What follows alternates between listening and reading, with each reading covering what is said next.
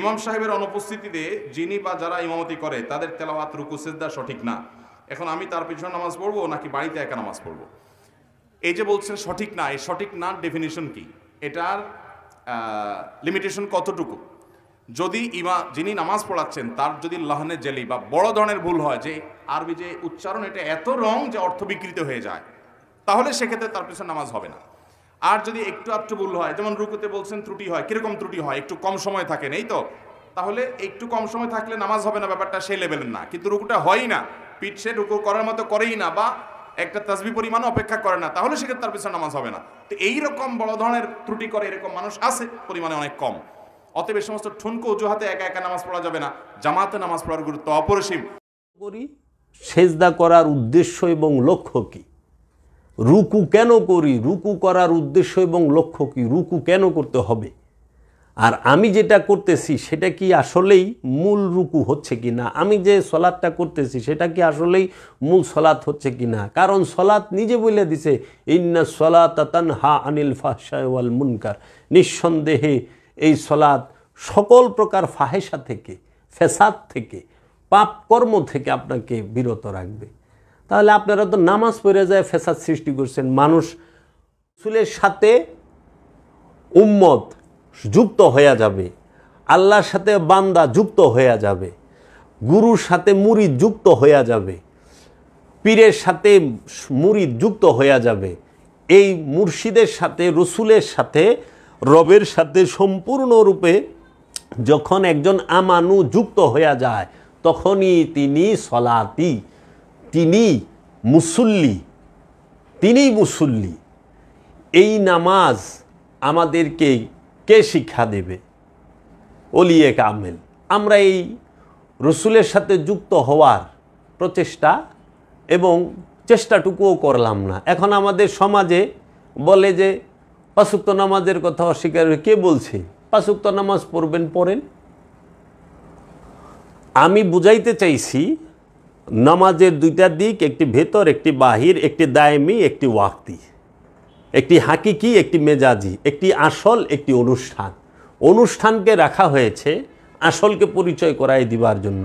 অনুষ্ঠানের মধ্যে সত্য থাকে বিন্দু পরিমাণ, অনুপরিমাণ, কিন্তু মূলকে বুঝাই দেবার জন্য অনুষ্ঠান। সাপোজ আপনাদেরকে বুঝাই, যেরকম নামাজের সাথে যুক্ত কি? সেজদা, তাই না? এখন আপনি যদি সেজদা করতে যান, সেজদারও তো দুইটা দিক, একটা ভেতরের কলবের সেজদা, একটা শারীরিক অষ্টাঙ্গের সেজদা, দৈহিক দেহের অষ্টাঙ্গ দিয়ে যে সেজদা করি, এইটা এক সেজদা, আনুষ্ঠানিক সেজদা। আর আমার মন, প্রাণ, আমার চিন্তা, ভাবনা, চেতনা, বুদ্ধি, বিবেক, জ্ঞান, সমস্ত কিছু দিয়ে রবকে সেজদা করা, সেটা হলো হাকিকি সেজদা। এখন আপনি যদি একটু খেয়াল করেন যে সেজদার বিষয়টা আমরা যদি ফলো করি, সেজদা শব্দের অর্থ কি আমরা কি মোটেও ভেবে দেখেছি? সারা জীবন মাথা খালি নতই করে গেলাম। সেজদা শব্দের অর্থ হলো আত্মসমর্পণ, মাথা নত করা না, আত্মসমর্পণ করার অপর নাম সেজদা। আত্মসমর্পণ, নিজেকে রবের কাছে সমর্পণ করার নাম সেজদা। নিজের ইচ্ছাকে আল্লাহর ইচ্ছার কাছে সম্পূর্ণরূপে উৎসর্গ করার অপর নাম সেজদা। নিজের ইচ্ছাকে রসুলের ইচ্ছার কাছে, সম্মুখ গুরুর ইচ্ছার কাছে সম্পূর্ণরূপে অর্পণ করে দেবার নাম সেজদা। এই সেজদা সবাই করতে চায়ও না, করতে পারেও না। আমাদের দেশে আমরা মুসলমান সমাজের অধিকাংশ মানুষ মাথা নত এবং অষ্টাঙ্গ নামানো, নত করার সেজদাটা করি। এখন আমি এই সেজদা সম্পর্কে যদি আপনাদেরকে একটু বলি, সেজদা তথা আত্মসমর্পণ প্রকৃতির নিয়মের কাছে নয়। সেজদাটা কই করবেন? সেজদা মানে কি? সেজদা তথা আত্মসমর্পণ, এই সেজদাটা প্রকৃতির নিয়মের কাছে নয়, আল্লাহর ইচ্ছার কাছে করতে হবে আত্মসমর্পণ। আল্লাহর ইচ্ছার কাছে সেজদা করতে হবে, আল্লাহর ইচ্ছার কাছে আত্মসমর্পণ করতে হবে, প্রকৃতির নিয়মের কাছে নয়। সেজদা হলো ইবাদতের মূলনীতি, আর মূলনীতি কখনো বদলায় না। মূলনীতি কখনো তৌহিদ আবার কখনো শিরক হতে পারে না।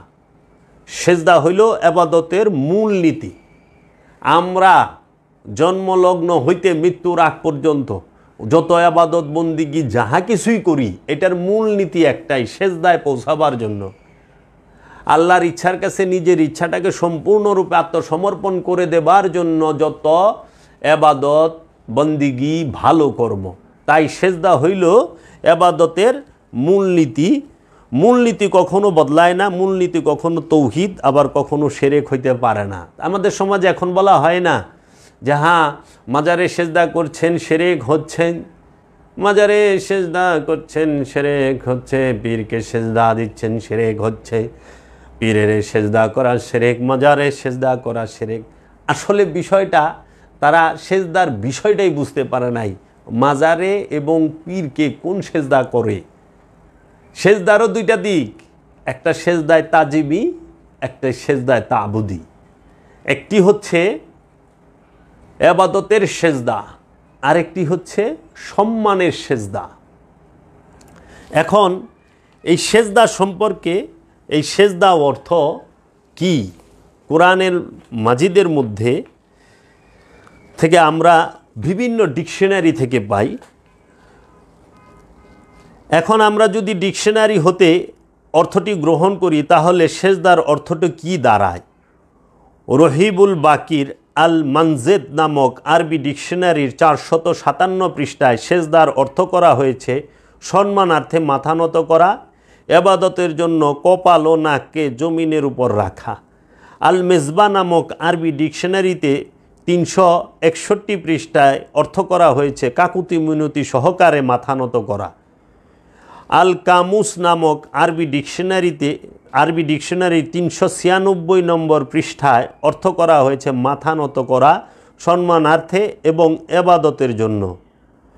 এখন কথা হইল, আমি যত রকম কথাই আপনাদেরকে বলি না কেন, যত রকম যুক্তি ও দলিল দেখাই না কেন, মনের বিরুদ্ধে গেলেই তা সহজে সবাই গ্রহণ করে নিতে কষ্ট হয়। মনের বিরুদ্ধে গেলে পরেই সহজে সেই জিনিসটা গ্রহণ করে নিতে খুব কষ্ট হয়। আপনারা যদি একটু খেয়াল করেন দেখবেন, আমি যতই বুঝাই না কেন এটা তাজিমি সেজদা এবং এটা ইবাদতের সেজদা, কিন্তু কিছু লোক দুটোকে এক করে দেখে, তাজিমি আর ইবাদতের সেজদাকে এক করে দেখে। মানুষ ফরজ রোজা আর নফল রোজা মেনে নেবে, মানুষ ফরজ নামাজের বেলায়ও ফরজ নামাজ, সুন্নত নামাজ, নফল নামাজ, মুস্তাহাব নামাজ মেনে নেবে, কিন্তু ওয়াজিব নামাজ মেনে নেবে কি, ফরজ নামাজ মানবে, সুন্নত নামাজ মানবে, ওয়াজিব নামাজ মানবে, তারপরে নফল নামাজ মানবে, কিন্তু সেজদার বেলায় তাহারা মোটেও এই সেজদায় তাজিমি আর সেজদায় তাবুদি, ইবাদতের সেজদা আর সম্মানের সেজদা মানবে না, মানতে রাজি নয়। আপনি সারা পৃথিবীর সমস্ত কোরআন হাদিসের দলিলও যদি তার সামনে দাঁড় করান, তিনি ঠেটা ব্যাম্বো, তিনি ঠেটার মতো খাড়াইয়াই থাকবে, বলবে মানলাম না, মানবো না, কে আছে মানাবে। মানুষের এত ঠেকা পড়ে নাই বাবা, নিজের বাদ খায় আপনারে মানানের, মানলে মানেন, না মানলে না মানেন, ইউটার্ন লইয়া ফুল স্পিডে ভাইগা যান। একজন আসছে আমি অলি আল্লাহ মানবো না, তা আপনারে মানবার কইছে কি? আল্লাহ তো কয়ে দিছে অলি মানলে এই হবে, অলি না মানলে এই হবে। অলির কাছে গেলে তুমি এই পাবা, অলি ছাইরা দিলে তুমি এই। রসুলকে মানলে ইমানদার হবা, রসুলকে ছাইরা দিলে কাফের হইবা, মুশরিক হইবা, মুনাফেক হইবা, জালিম হইবা, তাই তো বইলা থুইছে। তো এর জন্য আমরা শত দলিল দিলেও এক ধরনের লোক আছে যে তারা মানতে চাইব না। তাই প্রথমে ইসলামের স্বরূপ বোঝা দরকার। সমস্ত সৃষ্টি আল্লাহর বিধানে পূর্ণ আত্মসমর্পণকারী। এখন সেজদার মধ্যে যে আমরা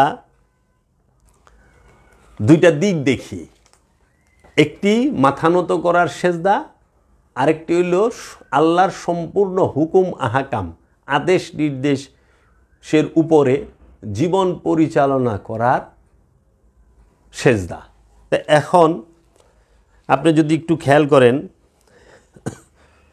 যে বর্তমানে সবাই সৈনিক ধর্ম, এই নিয়ম কানুন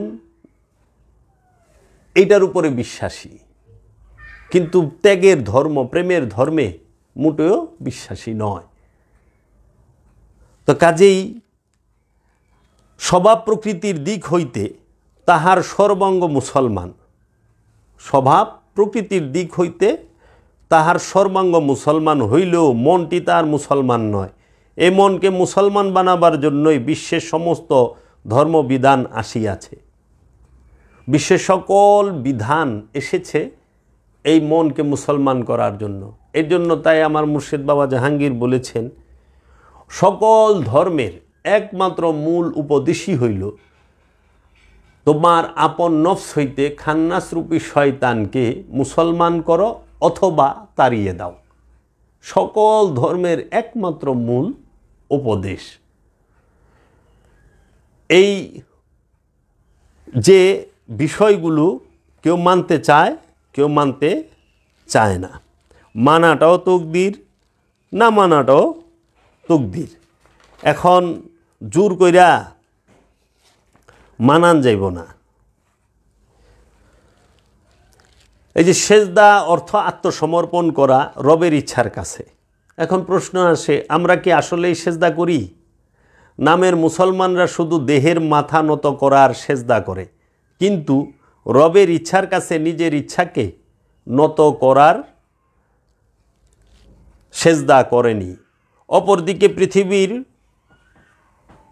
সভ্য জাতির মানুষেরা রবের অনেক হুকুম মানে এবং রবের ইচ্ছার কাছে তাদের ইচ্ছার সেজদা দিচ্ছে, কিন্তু তারা মাথা নত করার সেজদা দিচ্ছে না।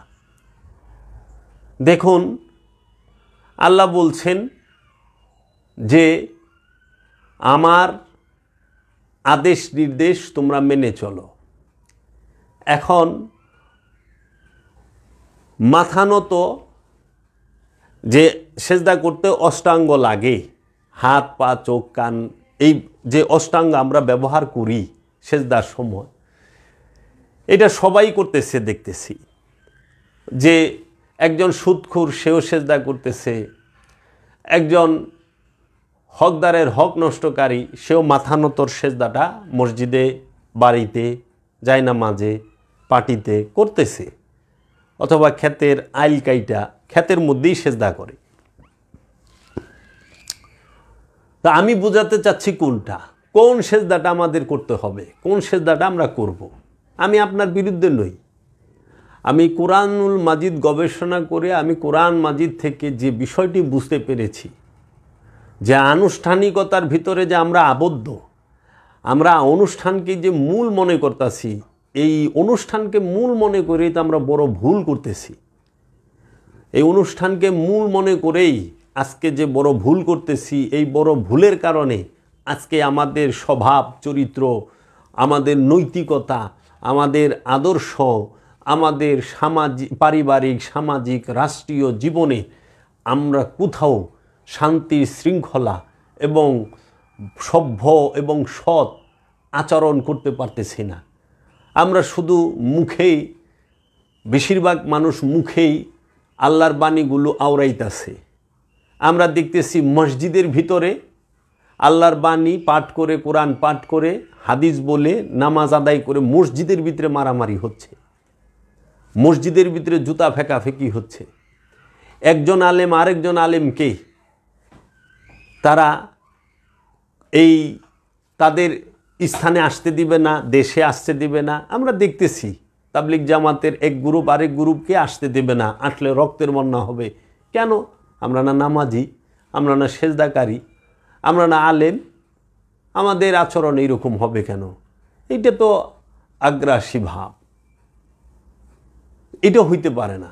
তো কাজেই এই সেজদার যে মূল বিষয়টা, এটা সম্পূর্ণ বুঝতেই পারে নাই। দেখুন, সুদখোর সে মাথার সেজদা দিতে পারে, দৈহিক সেজদা সে দিতে পারে। একজন আত্মসাৎকারী, একজন অন্যের হক নষ্টকারী, সেও মাথার সেজদা, দৈহিক সেজদা দিতে পারে, মাথা নত করার সেজদা। একজন জুলুমকার, জালিম, যাহারা রাতের আধারে মানুষের মাল সম্পদ ধ্বংস করে, মানুষকে হত্যা করার পরিকল্পনা করে। 29শে সেপ্টেম্বর আমাকে যারা হত্যা করতে এসেছিলেন তারা সবাই নামাজ পড়েই এসেছিলেন, অধিকাংশ, সবাই না, বেশিরভাগ। কতটিতে আইসে ওরা বছরে নামাজ পড়ে কিনা সন্দেহ। ইসলামের জ্ঞান এমন একজনে দিতে আসছে যিনি গাজার ব্যবসা করেন, উনি আসছে বুঝাইতে সলাৎ সম্পর্কে। আরে সারাটা জীবনই তো এই কোরআন হাদিস গবেষণা করা ব্যয় হচ্ছে, এবং যদি আমি কোরআন হাদিস গবেষণা নাই করতাম তাহলে আমি কিভাবে বুঝলাম সলাতও যে দুই প্রকার, একটি ওয়াক্তি, একটি দায়মি। সিয়ামও যে দুই প্রকার, একটি আত্মসংযম, আরেকটি হচ্ছে আনুষ্ঠানিক রূপক, যে খাদ্য পানি থেকে বিরত থাকা, দেহ সংযমের রোজা। তো সিয়ামের তো দুইটা দিক, প্রত্যেকটা জিনিসের দুইটা দিক। তাহলে এই সেজদা আত্মসাৎকারী করতে পারে, হকদারের হক নষ্টকারী করতে পারে কিসের? মাথা নতর সেজদা এবং দৈহিক শারীরিক সেজদাটা মাথা নত করে এবং সর্বাঙ্গ নত কইরা। যে জেনা করছে, জেনা কইরা যায় মাথা নতের সেজদা করা যায়, মাথার সেজদা দেওয়ান যায়, মাথা নত করার সেজদা দেওয়া যায়। ঘুষ খায়া মাথা নত করার সেজদা দেওয়া যায়, সুদ খায়া মাথা নত করার সেজদা দেওয়া যায়, এবং অন্যের হক মাইরা, অন্যের সম্পদ আত্মসাৎ কইরা, ভাই বোনের হক মাইরা, ভাইস্তা ভাস্তির ভাগ্নির হক মাইরা, পাড়া প্রতিবাসী আত্মীয় স্বজনের হক মাইরা সেজদা দেওয়া যায়। পেনশনের টাকা মাইরা দিয়ে সেজদা দেওয়া যায়। মানুষকে ওজনে কম দিয়া, বাজারে যাইবেন ওজনে কম দিব, আর নইলে পরে পচা মাল ধরায় দিব, আর না হইলে পরে আপনার মালের যে রেট তার থেকে অনেক বেশি রেখা আপনারে ঠকায়া দিব, কিন্তু সে মাথা নতর সেজদা করব। এটি একটাও সেজদা হয় না, এটি লোক দেখানো হয়। তাই একটা ঘটনা বলতে হয়। একদিন এক ফলের দোকানদারের কাছে গেছি, তো যায়া যখন দাঁড়াইছি, ফলের দোকানদার বলল আসসালামু আলাইকুম আমাকে, তা আমিও বললাম ওয়ালাইকুম আসসালাম। মানে কি দাঁড়াইলো? আসসালামু আলাইকুম, আপনার উপর আল্লাহ শান্তি বর্ষিত হোক। আমিও বললাম ওয়ালাইকুম আসসালাম, আপনার উপর আল্লাহ শান্তি বর্ষিত হোক। এই পিস শান্তি আমরা একে অপরকে বিলি করলাম। ফলের দোকানদার এইটা আমাকে বোঝাইলো যে আপনি আমার কাছে আসছেন, আপনি কিন্তু আমার কাছে নিরাপদ। আমিও বুঝাইলাম যে হ্যাঁ ভাই, আপনিও আমার কাছে নিরাপদ। তখন জিজ্ঞেস করলাম, ভাই আপেল কত করে? বললো যে 250 টাকা কেজি। ঠিক আছে, আপনি আমার 1 কেজি আপেল দেন। 1 কেজি আপেল বলছি আপনি দেখা দেন। তো উনি কী করলেন, প্রথমেই আমারে এমন একটা ঠুঙ্গা ধরায় দিছে, এই ঠুঙ্গার পিছনে দুম্বার মতো, মানে খুব ওজন, 80 গ্রামের উপরে ঠুঙ্গাটাই কাগজের। তারপরে যে আপেলগুলো দিছে, 1 কেজি আপেলের মধ্যে 6টা আপেল পচা। আমারে তো দিছে সুন্দর করে প্যাকেট করে, আমিও টাকা দিছি, নিয়ে গেলাম। তে এই যে প্রথমে কইল আপনি আমার কাছে নিরাপদ, আপনার উপরে শান্তি বর্ষিত হোক, এই লোক কি, আমি কি তার কাছে নিরাপদ হইছি? না। শান্তি পাইছি? মোটেও না। কারণ সে আমারে শান্তি দিব কইয়া ধোঁকা দিয়া দিছে। কইছে মুখে আসসালামু আলাইকুম, অন্তর থেকে কইছে আজকে পাইছি মক্কেল, 6টা আপেল পচা ঢুকাই দিয়া দিছে। তো এই যে বিষয়গুলো অনেকে বাজারে গেলে এইটার মুখোমুখি হয়। চাউলের ক্ষেত্রে বলেন, ডাউলের ক্ষেত্রে বলেন, মাছের ক্ষেত্রে বলেন, সবজির ক্ষেত্রে বলেন, ওজনে কম দিবে এবং পচা জিনিসটা ধরাই দেওয়ার শতভাগ চেষ্টা তাদের থাকে। 1 নাম্বার দাম নেয়, 2 নাম্বার জিনিস দেয়। আমার কাছে কথা হলো 2 নাম্বার দাম নেবেন, 2 নাম্বার জিনিস দিবেন, 1 নাম্বার দাম নেবেন, 1 নাম্বার জিনিস দিবেন। কিন্তু সেই লোক মাশাআল্লাহ, এই দাড়ি টুপি, মোষের মতো পান চাবাইবার লইছে, এইরকম সাংঘাতিক বিষয়। তাহলে এই যে এই সমস্ত লোকের থেকে আমরা, উনি যে সলাৎ করতেছে, উনি যে সিয়াম করতেছে, এতে কি ফায়দা হচ্ছে? এর জন্য সেজদা করতে হবে কিসের? জ্ঞানের।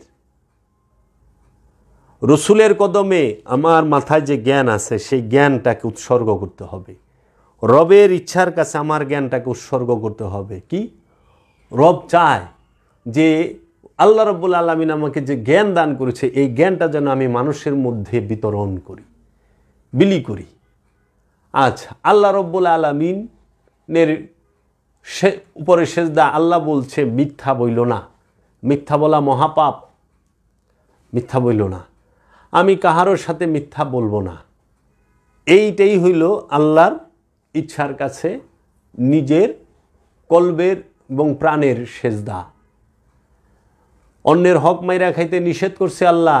সারা কোরআনে 274 বার নিষেধ করা হয়েছে, তোমরা অন্যের হক মাইরা খায়ও না, তোমরা ওজনে কম দিও না, তোমরা নারীদের সম্পদ মাইরা খায়ও না, আত্মীয় স্বজনের সম্পদ মাইরা খায়ও না, এতিমের হক মাইরা খায়ও না, তোমরা সুদ খায়ও না, তোমরা ঘুষ খায়ও না, তোমরা অত্যাচার জুলুম কইরো না, তোমরা ব্যভিচার কইরো না, তোমরা জিনা কইরো না। এইভাবে 274 বার বলা হয়েছে। সেইগুলো সব করে আবার সেজদাও করি। আসলে কি সেজদা হয়েছে? কখনোই না। আমরা আনুষ্ঠানিকতা পালন করেছি। এই আনুষ্ঠানিকতা পালন করেছি, এর জন্যই আমাদের স্বভাবের চরিত্রের পরিবর্তন নাই। উগ্রতা আমাদের বেশি, এই সমাজের মধ্যে উগ্রতা বিষ ছড়ায় গেছে, ধর্মান্ধতা, ধর্মীয় জ্ঞান কম, অনুভূতি বেশি। মসজিদের মাইক দিয়া আমার এলাকার, পাশের এলাকার গ্রামের নিকরাইলের মসজিদের মাইক দিয়া রাত 11টার সময় মিথ্যা মাইকিং করা হইল। দেখেন, আল্লাহর ঘর মসজিদ বলে, এই মসজিদে খাড়ায়া ইমাম সাহেব মিথ্যা অ্যানাউন্স করলো যে কাজী জাবের তার ভক্তকে নিয়ে মসজিদে হামলা করছে, আপনারা যে যা পারেন তাই নিয়ে বের হয়ে যান, ঝাঁপায়া যান। আর এই ধর্মান্ধের দল, এই ধর্ম কানার দল, এরা কি করলো? হুই কইরা সব কিছু লইয়া আয়া বাস জাকর শুরু করে দিল। রাত বাজে 11টা, 12টা, 1টা, 2টা এই রাতে। অথচ একবার বিবেচনা করলো না যে ওইখানে হামলা করবে কেন, কি কারণ, আর কি স্বার্থ আছে এখানে? কখনোই না। এই যে মিথ্যা বলা, তাইলে যে বলল মাইক দিয়া, যে স্থানে দাঁড়ায় বলল, তো মসজিদের মাইক ব্যবহার করে মসজিদের ইমাম যদি মিছা কথা কয়, তার পিছে কিভাবে নামাজ হয়? একজন ইমাম একটা মিথ্যা বললে তার পিছে জীবনে নামাজ হবে না। জগতে কোন আলেম এটার কি প্রমাণ করতে পারবো যে মিথ্যাবাদীর পিছনে নামাজ হয়, জুলুমকারের পিছনে নামাজ হয়, বলৎকারের পিছনে নামাজ হয়, জেনাকারীর পিছনে নামাজ হয়, জুলুমকারের পিছনে নামাজ হয়, আত্মসাৎকারীর পিছনে নামাজ হয়, অত্যাচারীর পিছনে দাঁড়িয়ে নামাজ হয়? অত্যাচারী ইমাম হইতে পারে না, আত্মসাৎকারী ইমাম হইতে পারে না, বলৎকারী ইমাম হইতে পারে না, জেনাকারী ইমাম হইতে পারে না, মিথ্যাবাদী ইমাম হইতে পারে না, ফ্যাসাদ সৃষ্টিকারী ইমাম হইতে পারে না। এই যতগুলো লোক এসেছিল সবাই ফ্যাসাদ সৃষ্টিকারী, ফ্যাসাদ সৃষ্টিকারী। আমি তাদের ধারের কাছেও কখনো যাই না, তারা আমার বাড়িতে এসে পড়ছে। এই জন্য ওই যে বলে না, ভাই ভালো মানুষের চিন্তা নাই, আরে ভালো মানুষেরই চিন্তা বেশি। কয় ভাই রাস্তাঘাটে সাবধানে যান, বিপদ আপদ। আর বিপদ তো ঘরের ভিতরে বয়ে থাকলো আয়া পড়ে। আমি ওদের কাছে যাই না, ওরাই আমার কাছে আয়া পড়ছে। আচ্ছা দেখান তো রসুল কোনখানে গেছে, কার বাড়িতে গেছে দাওয়াত দিতে? বাড়িতে যায় দাওয়াত দেয় না। মানুষ কি করে? ঘরের থেকে বাহিরে আনে। রসুলের নিয়ম কি ছিল? আরবের মক্কার কুরাইশগো ঘর থেকে বাইরে আনছে, আবু কুবাইস নামক পাহাড়ে দাঁড়ায়া খুতবা দিছে, ইয়া ইউহান্নাস কুলু লা ইলাহা ইল্লাল্লাহ, হে মানুষেরা তোমরা বলো লা ইলাহা ইল্লাল্লাহ। আর এরা কি করে? ঘরের ভিতরে আর দিনের দাওয়াত দিবার আয়া আমার মুরগ চুরি করে লেগে গেছে, মুরগি চুরি করে লেগে গেছে। সেজদাকারী, দেখেন সেজদাকারী মুরগি চুরি করে, সেজদাকারীরা আমার বাড়ির আলু পেঁয়াজ আদা রসুন সব চুরি করে লেগেছে। মুসল্লিরা আইছে, ইমাম সাহেবরা, ভিডিওর মধ্যে সব আছে। ইমাম সাহেব মুসল্লিরা আইসা আলু পেঁয়াজ আদা রসুন চুরি করছে। ইমাম সাহেব মুসল্লিরা আইসা হোন্ডার মধ্যে আগুন দিছে, বাড়িঘর ভাঙচুর করছে, মানুষকে রক্তাক্ত করছে। 40 জন মানুষ সাংঘাতিকভাবে আহত হয়েছে, কারো 8টা 10টা 12টা শিলিও লাগছে। আপনাদের জাতির কাছে একটি প্রশ্ন, যাহারা মানুষের সম্পদ চুরি করে, যারা মানুষের ঘরবাড়িতে আগুন দেয়, যারা মানুষের ঘরবাড়ি ভাঙচুর করে, যাহারা মানুষকে রক্তাক্ত করে, জখম করে, আহত করে, যারা মানুষের টাকা পয়সা চুরি করে, মোবাইল ছিনতাই করে এবং হাতুড় দিয়া রড দিয়া মানুষকে পিটায়, তারা কি মুসলমান হইতে পারে? তারা কি ইমাম হইতে পারে? কখনো না। এরা ইমাম নামের কলঙ্ক যে কয়জন করছে, এরা মুসল্লি নামের কলঙ্ক, এরা মুসলমান নামের কলঙ্ক। কারণ কোরআনে ইমামের গুণ 6টা, এদের সাথে এক গুণও যায় না। কোরআনে মুসল্লির গুণ 8টা, এদের সাথে একটি গুণও যায় না। কোরআনে মুসলমান হওয়ার শর্ত কয়টা সেইটা স্পষ্ট কোরআন বইলা দিছে। মুসলমান হওয়ার একটা শর্তের সাথে তাদের মিল নাই। তাহলে আজকে তারা ইমাম হয়ে বইছে, মুসল্লিগুলো ওই রকম, যেমন মুসল্লি তেমন ইমাম। মিথ্যাবাদীর পিছনে নামাজ পড়লে আপনি তো মিথ্যাবাদী, কারণ আপনার ইমাম মিথ্যাবাদী।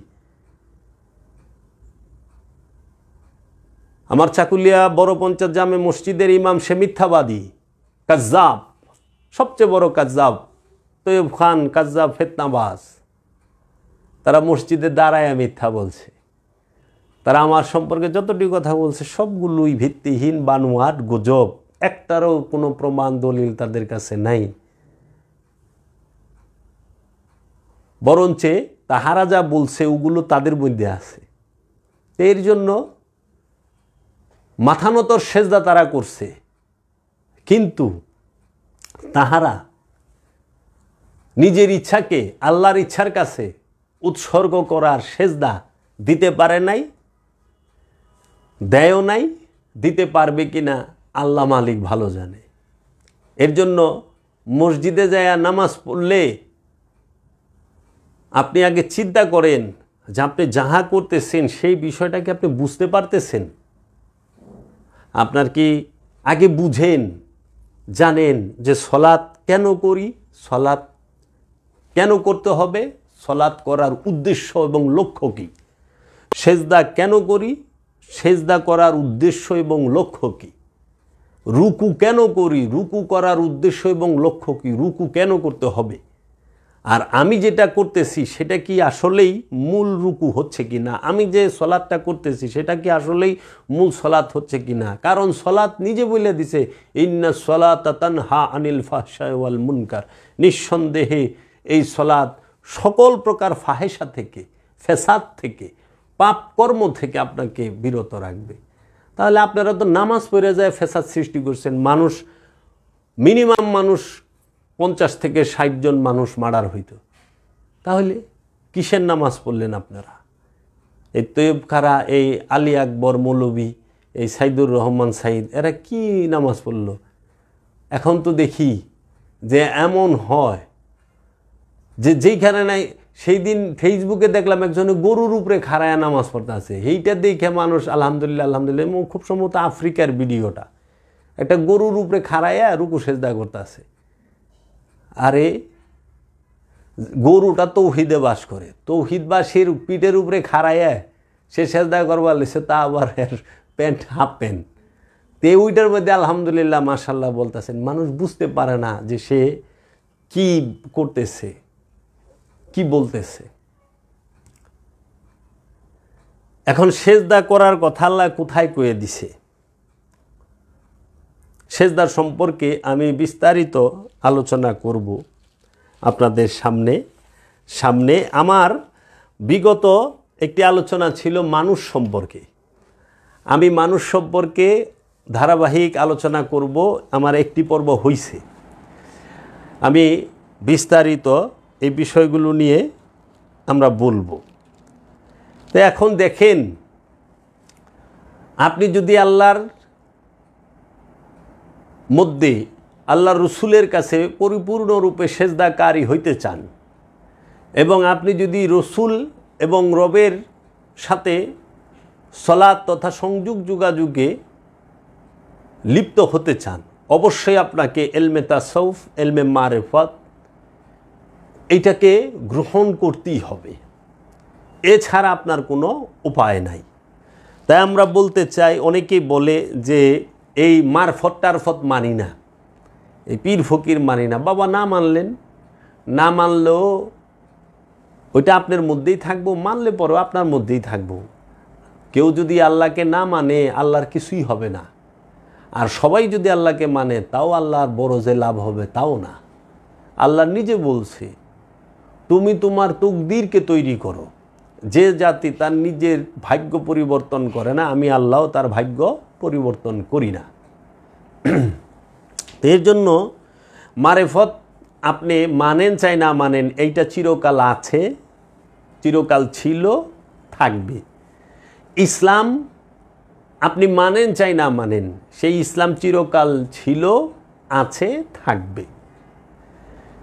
ইসলাম এটা বৃহৎ একটি বিষয়।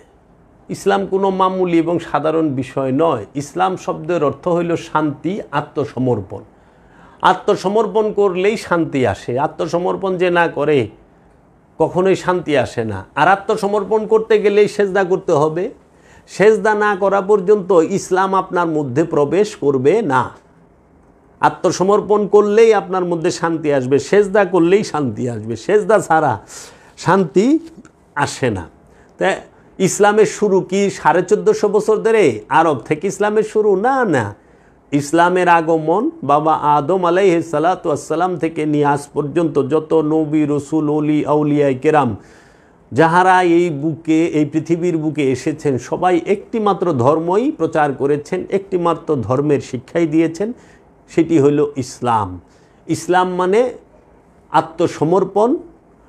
আর সেজদা না করলে কখনো আত্মসমর্পণ করা যায় না, শান্তি আসে না।